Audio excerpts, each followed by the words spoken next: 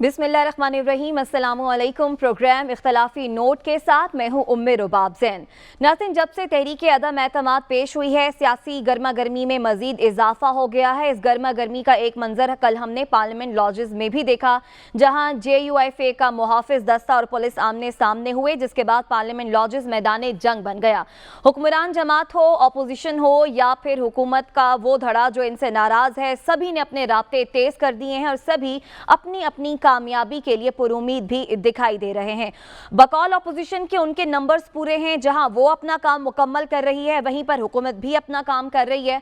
अपने अरकान से कह दिया है, तहरीक अदम एतमाद वाले दिन अगर कोई असम्बली आता है या फिर कोई गैर आइनी काम किया तो फिर उनके खिलाफ आर्टिकल 63A के तहत कार्रवाई की जाएगी। इसके साथ साथ वजीर आजम इमरान खान जलसों से खिताब भी कर रहे हैं। इन जलसों में अपोजिशन के खिलाफ वजीर आजम सख्त लबो लहजे का इस्तेमाल कर रहे हैं। अपोजिशन रहनुमाओं के नाम ले लेकर वजीर आजम की जानिब से नाम बिगाड़े जा रहे हैं। आज भी इलेक्शन कमीशन के मना करने के बावजूद वजीर आजम इमरान खान ने लोए दीन में जलसे से खिताब किया, जिसका नोटिस लेते हुए वजीर आजम को नोटिस भी इलेक्शन कमीशन की जानिब से जारी कर दिया गया है। वजीर आजम आज के इस जलसे में अपोजिशन को किस तरह से तनकीद का निशाना बना रहे, आप देखिए। अभी मेरी जनरल बाजवा से बात हो रही थी, उन्होंने कहा कि इमरान देखें, फजल रहमान को डीजल ना कहना। मैं तो जनरल बाजवा नहीं कह रहा, लेकिन डीजल रख दिया अवाम ने उसका नाम। डीजल ने एक प्रेस कॉन्फ्रेंस की, जब हम इक्तदार में आएंगे तो हम इदारे को ठीक करेंगे। मुझे ये भी कहते हैं कि जी उसको भगौड़ा ना कहो, वो भगौड़ा भी है और वो झूठा भी है। आसिफ जरदारी मुल्क की सबसे बड़ी बीमारी, छोटा शोबा शरीफ, ये डाकुओं का गुलदस्ता फौज को ठीक करेगा। शुक्र है कि आपने अदम एतमाद करके मुझे मौका दिया कि मैं एक गेंद से 3 विकेट इंशाल्लाह गिराऊंगा। एक दिन पहले अदम एतमाद से डी चौक में इंसानों का समुंदर होगा इस्लामाबाद में। मैं वो बिलावल बच्चे की क्या बात करूं, कहां पे टांग रही है। गवर्नमेंट गिरानी तो मेरे लिए आसान चीज है, मुझे अपनी जान भी देनी पड़े मैं तुम्हें नहीं छोड़ूंगा। डाकुओं का टोला इकट्ठा हो गया है। तीनों की शक्लें तो जरा पहले देखें। एक तरफ खतरनाक डीजल, दूसरी तरफ शक्ल से डाकू लगने वाला जरदारी, तीसरी तरफ ड्रामाबाज शोबाज। नैब की अदालत में जाना होता तो कमर में दर्द हो जाती है, जब असेंबली में तकरीर शुरू करता खत्म ही नहीं करता। ये 3 चूहे निकले हैं मेरा शिकार करने के लिए। अल्लाह ने हमें इजाजत ही नहीं दी कि हम न्यूट्रल हो जाएं। जानवर न्यूट्रल होता है, जानवर में अच्छे बुरे की तमीज नहीं होती। अब इसके बाद जब मौलाना फजल रहमान और शहबाज शरीफ ने जब अपनी मुलाकात मुकम्मल की तो एक प्रेस कॉन्फ्रेंस की। प्रेस कॉन्फ्रेंस में वजीर आजम इमरान खान की तनकीद का रद्द अमल भी आया। शहबाज शरीफ ने क्या कहा, आप देखिए।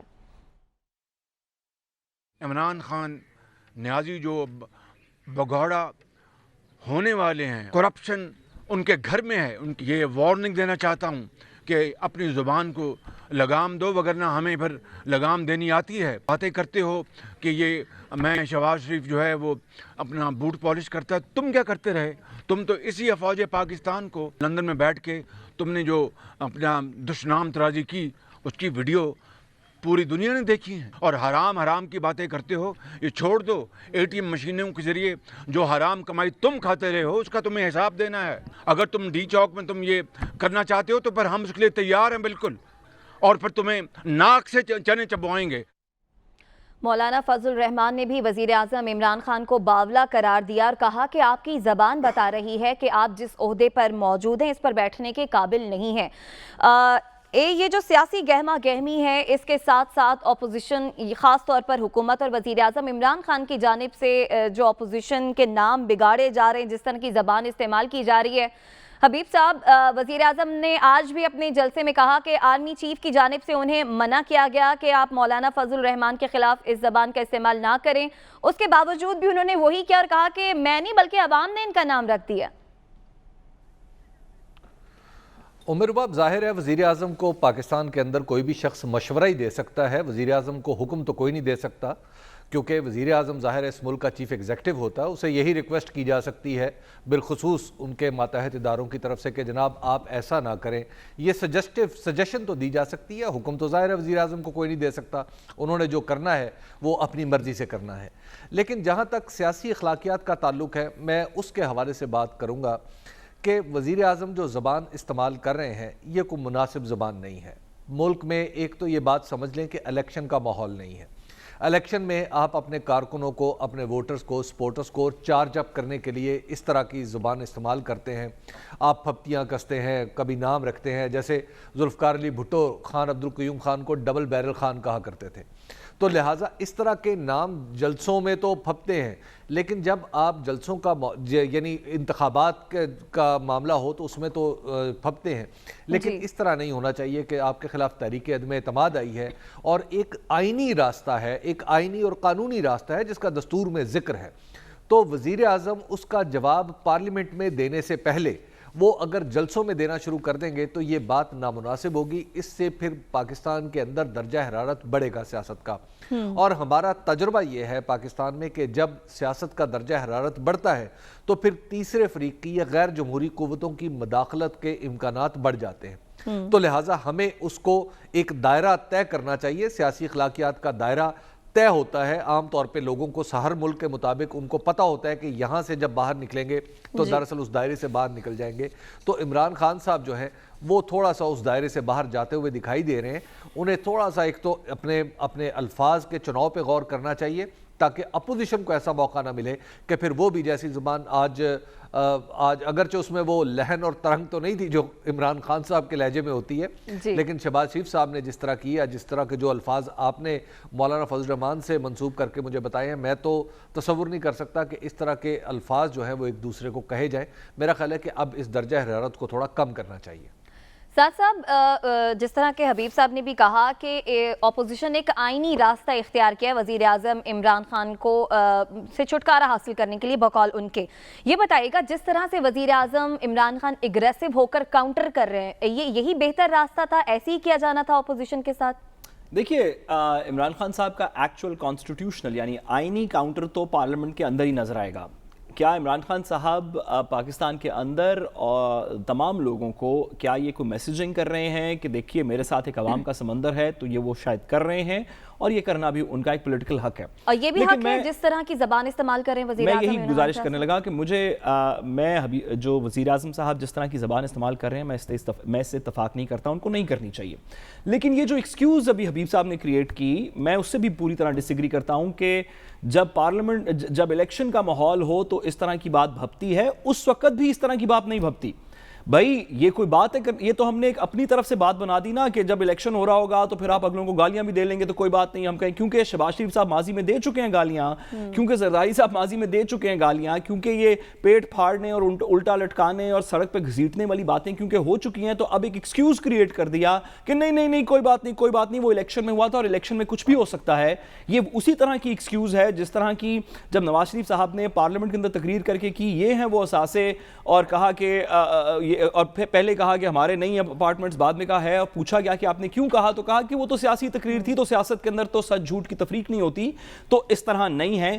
پارلیمنٹ کے لیڈران کو، پارلیمنٹ کے اندر لیڈران منتخب ہونے والے نمائندوں کو جو خواہش مند ہیں اس طرح کے جو کینڈیڈیٹس ہیں الیکشن میں، کسی کو بھی یہ لائسنس نہیں دیا جا سکتا کہ آپ اب جو الیکشن کی کیمپین شروع ہوگی تو جلسے میں آپ ہر قسم کی بات کر لیں اور بعد میں کہہ دیں کہ وہ تو جی ایکچولی ایک سیاسی جلسہ تھا تو الیکشن ہو رہا تھا تو اس وجہ سے ہم نے کر دی.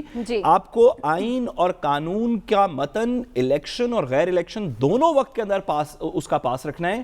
جو باتیں ہم اپنے لیڈران سے، خواہ وہ پرائم منسٹر کی سیٹ پہ ہوں، خواہ وہ اپوزیشن کے لیڈر کی سیٹ پہ ہوں، خواہ وہ ماضی کے اندر چیف منسٹر کی سیٹ پہ رہے ہوں، جو باتیں ہم ان سے الیکشن کے بغیر ایکسپیکٹ نہیں کرتے وہ الیکشن کے درمیان میں بھی ایکسپیکٹ نہیں کرتے.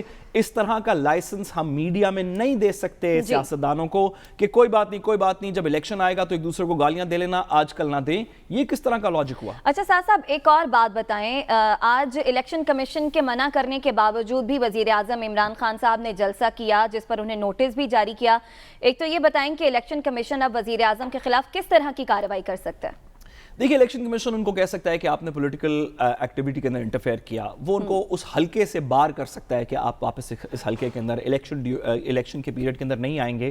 لیکن میں گزارش کروں کہ، اور بڑی اچھی بات ہے کہ عمران خان صاحب کو الیکشن کمیشن نے نوٹس دیا، لیکن اب کیا اس میں دو رائے رہ گئی ہیں کہ اس ملک میں الیکشن کمیشن کا موجودہ جو سیٹ اپ ہے اس کے اوپر ایک پارٹیزن شپ کی ایک سوالیہ نشان اٹھ گیا ہے کہ شاید یہ کسی پولیٹیکل پارٹی یا چند پولیٹیکل پارٹیز کے ساتھ ہیں. جب دیگر بائی الیکشنز ہو رہے تھے جہاں پہ اپوزیشن پولیٹیکل لیڈرشپ جا رہی تھی تو ان کو نوٹسز نہیں جا رہے تھے, ان کو بھی نہیں جانا چاہیے. عمران خان صاحب کے خلاف بھی جو کارروائی اب الیکشن کمیشن کر رہا ہے بڑی اچھی بات ہے کرے, لیکن مہربانی کر کے اس کا ترازو ایک جیسا رکھیں. یہ نہ کریں کہ اپوزیشن پولیٹیکل لیڈرز کو اس طرح کی باتوں سے استثناء ہے یہ کہہ کے کہ جی وہ تو الیکشن کی کیمپیننگ کر رہے تھے, اور جب بھی حکومتی پارٹی کے کوئی بات کر رہے ہو تو آپ اس کو الیکشن کمیشن کا نوٹس بھیج دیں.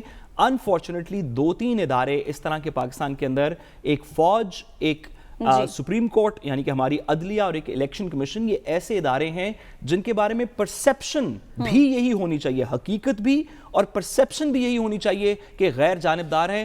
الیکشن کمیشن کے بارے میں کارروائی کے حوالے سے ذرا کلیئر کیجیے گا, کس قسم کی الیکشن کمیشن, نوٹس تو بھیج دیا, اب فردر اب کارروائی ہو کیا سکتی ہے, کیا 1 2 3 کیا آپشنز ہوں گے؟ جو الیکشن کمیشن نے نوٹس بھیجا اس کی بیسس کے اوپر عمران خان صاحب کے پاس اختیار ہے کہ وہ اپنے آپ کو ایکسپلین کریں کہ وہ کس بیسس کے اوپر انہوں نے دیر میں تقریر کی, اور اس کے کیا خد و خال تھے, کیا وہ الیکشن کیمپین کو کسی کی سپورٹ کر رہے تھے یا نہیں کر رہے تھے.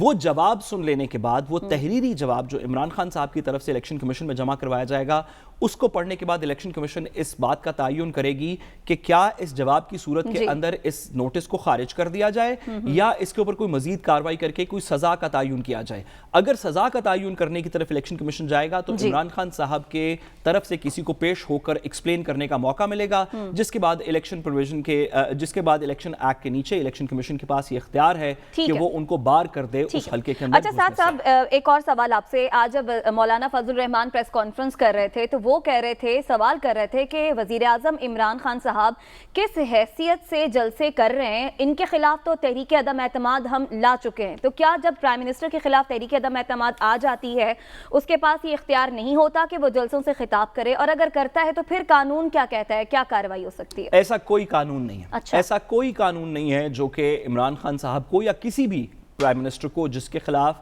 نو کانفیڈنس کا موشن سبمٹ کر دیا گیا ہو اس کو جلسے کرنے سے روکتا ہے. جس بات کے اندر آئین کی ممانت ہے وہ بڑے واضح طور پہ آرٹیکل 95 کے اندر بھی لکھی ہوئی ہے, ویسے ہمارے الیکشن کمیشن کے قوانین کے اندر بھی لکھی ہوئی ہے کہ جب نو کانفیڈنس کا موشن آ جائے گا تو اس کے بعد پرائم منسٹر, یہ ہمارے نیشنل اسمبلی کے رولز آف پروسیجر میں بھی لکھا ہوا ہے کہ اس کے بعد وزیر اعظم جس کے خلاف ووٹ آف کانفیڈنس کا موشن سبمٹ ہوا ہے وہ پارلیمنٹ کو تحویل نہیں کر سکتا. وہ یہ نہیں کر سکتا کہ اس کو لگے کہ میں ووٹ آف نو کانفیڈنس ہارنے لگا ہوں, اور کیوں اس سے بہتر اس سے بیچا کہ میں ہار جاؤں وہ ووٹ آف کانفیڈنس, میں اسمبلیاں تحویل کر کے جنرل الیکشن کال کروا دیتا ہوں اور اس ہزیمت سے بچ جاتا ہوں جو میرے خلاف ہونے جا رہی ہے. آئین اس بات سے روکتا ہے کہ جب ووٹ آف کانفیڈنس پیش ہو جائے, جب اس کا موشن پیش ہو جائے تو پرائم منسٹر اسمبلیز ڈیزالو نہیں کر سکتا. اس کے علاوہ جو پرائم منسٹر کے اختیارات ہیں وہ بھی سالم رہتے ہیں, اور جو پولیٹیکل ایکٹیویٹی کرنے کے ان کے پاس اختیارات ہیں جو کہ آئین کے اندر تمام پولیٹیکل لیڈرز کو حق ہے, تمام شہریوں کو حق ہے, اس کے اوپر کوئی قدغن نہیں ہے اس بیسس کے اوپر کہ کیونکہ آپ کے خلاف ووٹ آف کانفیڈنس آئی ہے تو آپ جلسہ نہ کریں, تقریر نہ کریں, پریس کانفرنس نہ کریں. مولانا صاحب کو جو کوئی بھی اس طرح کی قانونی ایڈوائس دے رہا ہے, میرا مشورہ ہے کہ کسی وکیل سے پوچھ لیں. چلیں جی, قانونی جواب بھی آ گیا. حبیب صاحب آپ کی جانب آتے ہیں, آپ اسلام آباد میں موجود ہیں. اسلام آباد میں کیا خبریں گرم ہیں؟ آپ کہہ رہے تھے کہ جیسے جیسے دن گزر رہے ہیں ہر روز ایک نئی سیاسی صورتحال بن رہی ہے. آپ نے کہا تھا کہ جب مولانا فضل الرحمان, آصف علی زرداری اور شہباز شریف اکٹھے بیٹھ کر پریس کانفرنس کر رہے ہوں گے تو پھر آپ اس عدم اعتماد کو ذرا سیریس لیجئے گا. آج کی کیا صورتحال بنتی دیکھ رہے ہیں آپ؟ دیکھیں, ایک پہلے میں واضح کر دوں کہ یہ جو بھی آپ وزیر اعظم کے جلسے کرنے کی بات کر رہے تھے, کچھ دن پہلے ایک آرڈیننس بھی مجھے یاد پڑتا ہے جاری ہوا تھا جس میں یہ ضابطہ بدل دیا گیا تھا اور اس میں سیاستدانوں کو اجازت دی گئی تھی کہ آپ یعنی سیاستدان جو ہے الیکشن ہم نے پروگرام میں ڈسکس کیا تھا, تو لہٰذا جی تو وزیر اعظم کو اس آرڈیننس کی سپورٹ البتہ حاصل ہے میرا خیال ہے کہ, اور اس کے تحت وہ ہر جگہ جلسہ کر سکتے ہیں. اہم بات یہ ہے کہ کوئی وہ سرکاری وسائل استعمال کرتے ہوئے کسی نئے پلان کا, نئے منصوبے کا اعلان نہ کرے جہاں پر الیکشن ہو رہا ہو. تو وزیر اعظم کو یہ حق حاصل ہے, اور یہ ضابطہ کافی احمقانہ سا ضابطہ ہے, معاف کیجیے گا, کہ الیکشن کمیشن کا, جو کہ جناب آپ سیاستدانوں کو منع کر دیں کہ آپ الیکشن کیمپین کا الیکشن کیمپین میں آپ حصہ نہیں لے سکتے. انہوں نے لینا ہوتا ہے. اگر آپ اس ضابطے کو ختم نہیں کریں گے تو یہ ضابطہ ہر روز ٹوٹ رہا ہوتا ہے, ہر الیکشن میں ٹوٹتا ہے, تو ایسے ضابطے کو رکھنے کا کیا فائدہ؟ تو لہٰذا ایسے ضابطے ختم کرنے چاہیے اور اس طرح کے نوٹسز سے بھی گریز کرنا چاہیے. الیکشن کمیشن کے کرنے کے اور بہت سارے کام ہیں. صحیح। दूसरी बात यह है کہ جہاں تک دیکھیے جو پالیٹکس میں ہر روز جب عدم اعتماد آئی ہے جب سے اس وقت سے سیاست ہر روز ایک نئی کروٹ لے رہی ہے اور ہر روز کسی فریق کے بارے میں لگتا ہے کہ شاید وہ کمزور پڑ گیا ہے یا وہ طاقتور پڑ گیا ہے، طاقتور ہو چکا ہے۔ تو اس پرٹیکولر کیس میں اگر آپ دیکھیں تو کل کی ڈیولپمنٹ بڑی امپورٹنٹ تھی، جس میں خاص طور پر مولانا فضل الرحمان کی جو ذیلی تنظیم ہے انصار الاسلام، اس کے کچھ لوگ پارلیمنٹ ہاؤس میں چلے گئے۔ اگر آپ اس کا کسی بھی حوالے سے تجزیہ کریں گے تو آپ کو آخر میں یہی نتیجہ نکلے گا کہ مولانا کی شاید مولانا کے پارٹ پہ یا اپوزیشن کے پارٹ پہ یہ ایک غلطی تھی۔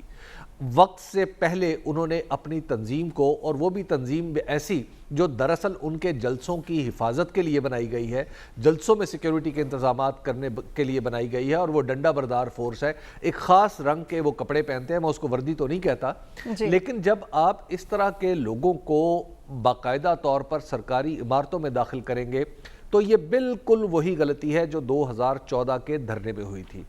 یہ آپ کو سیاست میں ایک حد فاصل رکھنی ہوتی ہے کہ کہاں پہ سیاست کی حد ہے اور کہاں پہ ریاست کی حدود شروع ہو جاتی ہیں۔ جب بھی آپ کسی سرکاری بلڈنگ میں اس طرح لوگوں کو گھسائیں گے باقاعدہ اکسا کے کہ آپ وہاں پہ جائیں اور لوگوں کی حفاظت کریں، تو اس کا مطلب یہ ہے کہ آپ ریاست کے دائرہ کار میں داخل ہو گئے جو آپ کا استحقاق نہیں ہے۔ تو لہٰذا مولانا کو اس غلطی کا کافی ڈیمیج ہوا ہے۔ دوسری بات یہ ہے کہ اب تک ہم دیکھ رہے ہیں کہ اتحادی اپنی جگہ پر کھڑے ہوئے ہیں، اگرچہ چھوٹی موٹی ان کی گفتگو سے مطلب یوں بھی نکلتا ہے اور یوں بھی نکلتا ہے، لیکن بات یہ ہے کہ اب تک وہ اپنی جگہ پر کھڑے ہوئے ہیں۔ جب تک وہ اپنی جگہ سے نہیں ہلتے عمران خان صاحب کو کوئی نہیں ہلا سکتا۔ اب تک کی میں آپ کو یہ بتا رہا ہوں، یہ اب سے تھوڑی دیر بعد بدل بھی سکتی ہے۔ حبیب صاحب بیسیکلی دو ہی سوال سب لوگ پس پردہ بھی، کمروں میں بھی، ادھر ادھر بھی، وسپرز کے اندر سارے پاکستان میں دو سوال پوچھے جا رہے ہیں۔ ایک یہ کہ کیا عثمان بزدار صاحب کے ٹینیور کے اوپر انا للہ پڑھ لی جائے، کیا وہ خاتمے کو آ چکا ہے؟ اور دوسرا یہ کہ کیا اس ٹینیور کے خاتمے کی وجہ سے نیشنل اسمبلی میں 172 نمبر پورا ہو گیا حکومت کا؟ آپ کے خیال میں، آپ اسلام آباد میں اس وقت موجود ہیں، اس لمحے کے وقت کیا 172 پورا آپ کو ہوتا نظر آ رہا ہے، اور کیا بزدار صاحب کو ہم خیر بات کہہ دیں بس تقریباً؟ دیکھیں آپ کے یہ جو ابھی ساتھ آپ نے سوال اٹھایا نا کہ حکومت کے پاس 172 لوگ، دیکھیے آخری کاؤنٹ جو حکومت کا ہوا تھا اس میں حکومت کے پاس 178 لوگ تھے۔ یہ میں اس واقعے کی بات کر رہا ہوں جب یوسف رضا گیلانی کا الیکشن ہو گیا تھا اور پھر ووٹ آف کانفیڈنس لیا تھا وزیر اعظم نے، تو 178 لوگ ہیں۔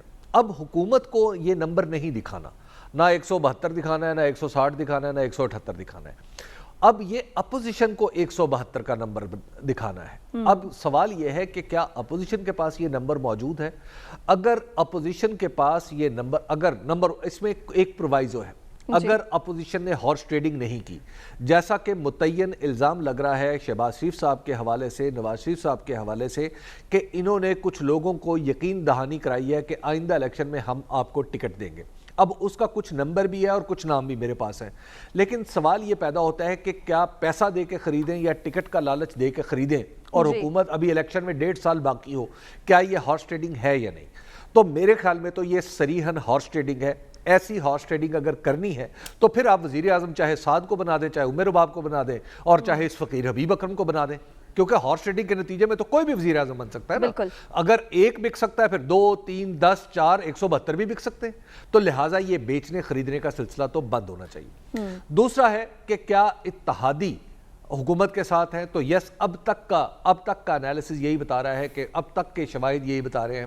حبیب صاحب سوال کو تھوڑا سا بدل کے، کیا آپ کے خیال میں اپوزیشن کے پاس اس وقت جس رات انہوں نے، آپ اسلام آباد میں موجود ہیں، جس رات انہوں نے تحریک عدم اعتماد جمع کروائی تھی تو ہوا یہ تھی کہ 172 کیا اس سے تقریباً 20-25 ووٹ زیادہ ہیں ان کے پاس۔ آپ کی انفارمیشن کے مطابق اس وقت وہ نمبرز انٹیکٹ ہیں یا 172 پہ کچھ اپوزیشن کو کوسچن ہو رہا ہے کہ شاید ہو شاید نہ ہو؟ ساتھ تحریک عدم اعتماد کی، دیکھیے تحریک عدم اعتماد کی ایک حیثیت ہے قانونی اور آئینی، وہ آپ زیادہ اچھی طرح سمجھتے ہیں۔ جو اس کی سیاسی حیثیت ہے نا، اس کو دیکھیے، فرض کیجئے ہمارے ہاں اس وقت ہمارے دستور کے مطابق اگر میں غلط نہیں ہوں تو 60 یا 80 لوگ جو ہیں، 60 لوگ میرا خیال ہے، 20% لوگ جو ہیں जी हबीब वो साहब। 64 लोग बनते हैं, 64 लोग अगर साइन करके तहरीक अदम एतमाद जमा करवा दें तो वो जमा हो जाएगी। जी बिल्कुल। ये तहरीक अदम एतमाद जब जमा करवाएंगे तो उसके एक सियासी धचका हुकूमत को बहुत बड़ा होता है। हाँ, नंबर पूरे हैं, नंबर नहीं है, हुकूमत बड़ी कंफर्टेबल है, अपोजिशन के पास कोई नंबर्स नहीं है, लेकिन हुकूमत को धचका इससे बहुत बड़ा लगता है। और जब एक दफ़ा तहरीक अदम एतमाद जमा हो जाती है और वो वोटिंग की तरफ जाती है तो आखिरी दम तक ये धड़का लगा रहता है कि शायद अभी गई या तभी गई। मैं आपको इसकी 2 मिसालें देता हूँ। जब मोहतरमा बेनज़ीर भुट्टो के खिलाफ तहरीक अदम एतमाद जमा हुई तो हम लोग जो उस ज़माने में बाहर बैठ के अखबार पढ़ रहे थे, हमें तकरीबन यकीन था कि तहरीक अदम एतमाद मंजूर हो जाएगी, लेकिन नहीं हुई। इसी तरह जब शौकत अजीज़ के खिलाफ तहरीक अदम एतमाद लाई गई तो उस वक्त भी, हालांकि ये बिल्कुल कंफर्टेबल नंबर था हुकूमत के पास, लेकिन उस वक्त भी अच्छा खासे लोग ये सोच रहे थे कि शायद फलां टूट के उधर चला जाएगा, फलां टूट के उधर चला जाएगा, ये मामला बनेगा, ये इक्वेशन होगी, लेकिन वो तहरीक अदम एतमाद भी नाकाम हो गई। तो अब कहने का मतलब ये कि जो धचका है हुकूमत को पॉलिटिकल वो लगा है और उसके असरात आपको इमरान खान साहब की तकरीरों में भी नजर आ रहे हैं, उनके जलसों में भी नजर आ रहे हैं, उनकी स्ट्रेटजी में भी नजर आ रहे हैं। अब ये अगली बात है कि वो कानूनी तौर पर पास हो सकती है या नहीं हो सकती, उसमें मुझे आज की तारीख तक, बल्कि यूं कहिए कि तादमे गुफ्तगू लम्हे मौजूद तक तो अपोजिशन के पास ऐसे कोई नंबर्स नहीं है। हाँ, अपोजिशन ने वो प्रेस कॉन्फ्रेंस करके अपनी सीरियसनेस जरूर बता दी है। सीरियसनेस आप कह रहे हैं कि अपोजिशन ने बता दी है, लम्हा मौजूद तक अपोजिशन के पास ऐसे नंबर्स नहीं है। साहब आप बड़ा ज़ेरे लब मुस्कुरा रहे हैं, आपकी मुस्कुराहट की कोई खास वजह, कोई खबर है आपके पास भी? मेरे पास बिल्कुल भी कोई इस तरह की खबर नहीं है। मैं हबीब साहब की खबर पे थोड़ा सा तज्जिया करना चाहता हूँ। अच्छा, जरूर कीजिए। कि ये बात तो देखिए, आइन के स्ट्रक्चर के मुताबिक, यानी कि हमारे आइन का जो खदोखाल हैं जिसके तहत हमारी ये मौजूदा जमहूरियत चलती है, उसके मुताबिक हबीब साहब ने बिल्कुल दुरुस्त बताया कि कानून ये कहता है कि अगर 20% टोटल मेंबरशिप, आइन जो हमारी पार्लियामेंट की टोटल मेंबरशिप है, अगर उसका 20% लोग एक करारदाद के ऊपर सिग्नेचर्स करके स्पीकर को जमा करवा दें तो वोट ऑफ नो कॉन्फिडेंस के ऊपर पार्लियामेंट के अंदर वोट करना लाजिम हो जाता है। आइन की मंशा यही है। और हबीब साहब ने यह भी फरमाया कि जब वोट ऑफ नो कॉन्फिडेंस का मोशन सबमिट हो जाए तो हुकूमत को एक धचका सा लग जाता है।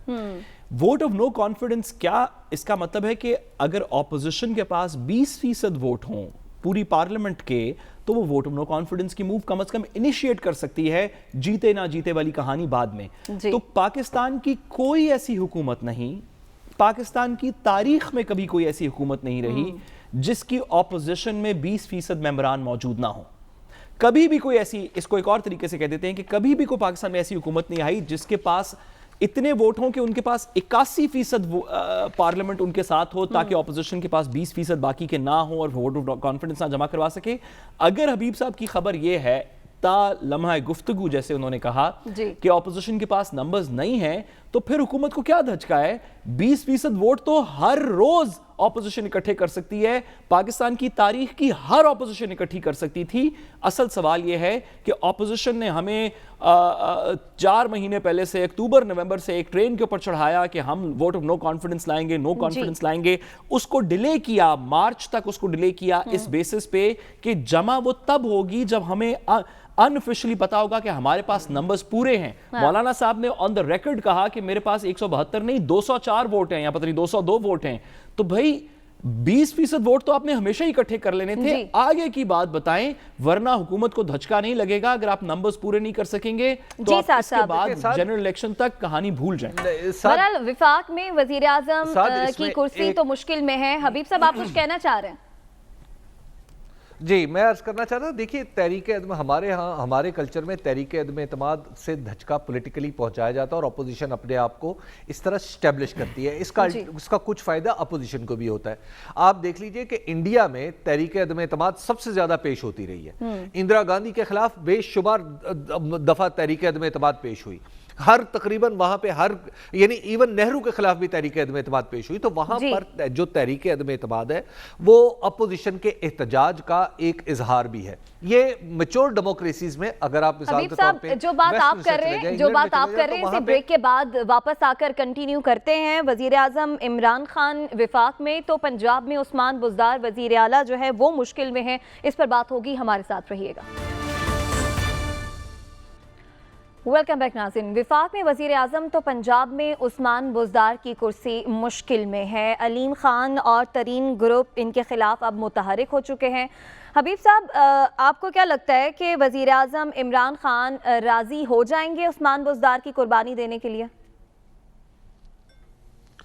देखिए, बुनियादी बात यह है कि जो पंजाब में इस वक्त जो एक सूरत हाल का सामना है पीटीआई को, वो एमिनेट होती है विफाक के अंदर से। अगर विफाक में वज़ीर आज़म मजबूत हैं और वज़ीर आज़म की पार्टी मुत्तहिद है तो पंजाब में सूरत हाल खुद ब खुद ठीक हो जाएगी।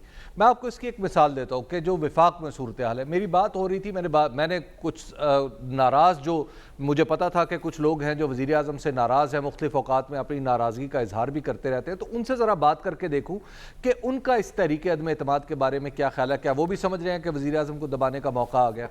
तो मैंने कुछ लोगों से बात की। मिसाल के तौर पर मैं आपको बताता हूँ, मेजर ताहिर सादिक साहब जो अटक से, आपको याद है 2018 में उन्होंने 2 सीटें जीती थी, बाद में एक सीट पे फिर पीएमएलएन जीत गई।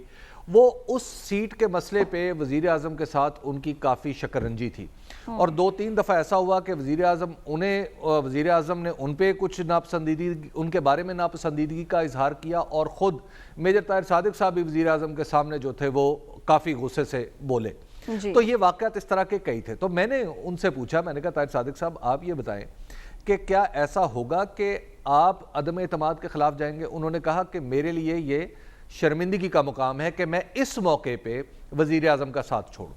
तो वो बाद में मुझे पता चला कि वो वज़ीर आज़म से मिले तो उन्हें कहा कि वज़ीर आज़म साहब, आपसे इख्तलाफात अपनी जगह, लेकिन इस मौके पे नहीं है। पंजाब में भी, यानी वो कह रहे थे पंजाब में मेरे भी इख्तलाफात हैं, लेकिन ऐसा नहीं है कि मैं इस वक्त उन इख्तलाफात को हाईलाइट करना शुरू कर दूं। तो बात यह है कि इस तहरीक अदम एतमाद ने विफाक की हद तक पार्टी को मुत्तहिद किया है और वो होती हुई नजर भी आ रही है। अब यहाँ पे सवाल ये उठता है कि पंजाब में क्या हो गया है। देखिए, जो बाज़ औक़ात वो आपने वो एक गाना सुना ना, मैं नहीं बोल दी मेरे च मेरा यार बोलदा, ये जो उस्मान बुज़दार को हटाने का तकाजा है ना, ये बहुत से उन लोगों का तकाजा नहीं है जो आपको बोलते हुए नजर आ रहे हैं। वो उनके अंदर उनका यार बोल रहा है। और ये जो यार बोल रहा है ना, ये गुज़श्ता कोई 2.5-3 साल से बोल रहा है जी। और मुझे पता है ना कि ये जनवरी 2019 से ये यार ने बोलना शुरू किया था कि जनाब आप इसको उस्मान बुज़दार को तो फारिग करा दे, इसमें ये नहीं है, इसमें वो नहीं है, उसमें वो नहीं है। अब आप यहाँ पे सवाल यहाँ पे उठता है कि आपके पास पीटीआई में और कौन है जिसको आप बनाएंगे? किसी के ऊपर केसेस बन गए, किसी की पोजीशन ठीक नहीं है, कोई काबिल कबूल नहीं होगा। फिर पार्टी जो है वो जनूबी पंजाब में उसने अक्सरियत हासिल की है पंजाब में, तो जनूबी पंजाब से किसी शख्स को बनाएंगे ना, या सेंट्रल पंजाब का कोई शख्स उठ के दावा कर दे, और खास तौर पर जिसने इलेक्शन मैनेज किया और इलेक्शन हार भी गया हो, जो बाकायदा एक शिकस्त खुर्दा शख्स है, वो सेंट्रल पंजाब से उठे और कहे कि जी मुझे वजीर आला बना दो, तो ऐसा नहीं हो सकता। दूसरी बात यह है कि 15 सीटों से या 10 सीटों से या 12 सीटों से अगर चौधरी परवेज इलाही साहब का ख्याल है कि उन्हें वजीर आला बना दिया जाए, या किसी और का ख्याल है कि उन्हें वजीर आला बना दिया जाए, तो क्या चौधरी परवेज इलाही 10-12 सीटों पे अपने आप को मंजूर वट्टू की सूरत हाल पे लाना पसंद करेंगे? तो मुझे तो लगता है कि खुद चौधरी परवेज इलाही साहब को भी ये सोचना चाहिए कि उनके हवाले से जो वजारत आला की खबरें चल रही हैं कि वो 15 सीटों के वजीर आला बन के किसके दस्ते नगर होंगे। तो लिहाजा ऐसी सूरत हाल में उस्मान बुज़दार को फौरी तौर पर हटाना मेरा नहीं ख्याल मुनासिब कोई सियासी हिकमत अमली है। हाँ, इलेक्शन के या अदम एतमाद का फैसला हो जाए, उसके बाद फिर पार्टी को एक मुख्तलिफ माहौल में बैठ के अगर कोई फैसला करना है तो कर ले, लेकिन राइट नाउ मेरा ख्याल है कि अगर इमरान खान साहब ने उस्मान बुज़दार को हटाया तो यूं समझिए कि अपनी एक बाजू काट के देने वाली। ठीक है हबीब साहब, आपका जवाब आ गया। साहब, आपके जहन में भी यही सवाल था और हबीब साहब का भी आपने जवाब सुन लिया। वजीर आज़म इमरान खान भी कह रहे हैं अपोजिशन से कि पहले तहरीक अदम एतमाद लेकर आओ, पंजाब को बाद में देखेंगे। देखिए, मेरा हबीब साहब से इस पे इत्तफाक नहीं है। उस्मान बुज़दार साहब को आज नहीं, गुज़श्ता कल नहीं, गुज़श्ता महीने नहीं, गुज़श्ता साल उनकी पोजीशन को रिव्यू करना चाहिए था। देखिए, कुछ चंद चीज़ें सियासत से बालातर होनी चाहिए। कहोगे आप कि गुज़श्ता अशरे बल्कि गुज़श्ता सदियों से उस्मान बुज़दार को हटाने की बात चल रही है। नहीं, रिव्यू करना चाहिए। देखिए, कुछ चंद चीज़ें सियासत से बालातर होनी चाहिए। हम सब इस बात के ऊपर बहुत अरसे से बात कर रहे हैं कि उस्मान बुज़दार साहब वसीम अकरम प्लस नहीं निकले। इमरान खान साहब ने अपनी ज़िंदगी में بہت سے بولرز کو ٹیم کے اندر شمولیت کرنے کو کہا گیا ہوگا یا نیٹس میں لے کے آئے ہوں گے، ان میں سے وسیم اکرم پلس سب نہیں نکل سکتے تھے، ایک ہی نکل سکتا تھا۔ عمران خان صاحب کو اس بات کو تسلیم کر لینا چاہیے کہ میرا جو فیصلہ تھا وسیم اکرم پلس کا وہ نہیں درست ہوا۔ وفاقی کابینہ کے اندر عمران خان صاحب نے 5 دفعہ مختلف تبدیلیاں کی ہیں۔ اسد عمر صاحب جیسے شخص کو، جس کو ہمیں پچھلے سال سے 2 سال سے حکومت شروع ہونے کے بھی 2 سال پہلے سے پتا تھا کہ اگر یہ پی ٹی آئی کی حکومت آئی تو یہ فائنانس منسٹر ہوں گے، ان کو بھی ریویو کر لیا۔ تو کیا وجہ ہے کہ جب تک سورن چاند رہے گا، عثمان بزدار تیرا نام رہے گا؟ مہربانی کر کے اس پالیسی کو ان اینی کیس آپ اگر جیت بھی جائیں ووٹ آف کانفیڈنس تو مہربانی کر کے عثمان بزدار کو ریویو ابھی بھی وزیر اعظم جب لاہور آئے تو ابھی بھی بیک اپ کر کے گئے عثمان بزدار کو، اس بات کی یقین دہانی کرا کے گئے کہ میں آپ کے ساتھ ہوں، بریک کی جانب بڑھے واپس آئیں گے، ہمارے ساتھ ہی رہیے گا۔ بدلتی سیاسی صورتحال کے ساتھ کل آپ کے سامنے ایک بار پھر حاضر ہوں گے۔ پروگرام سے اجازت دیجیے، اللہ نگہبان۔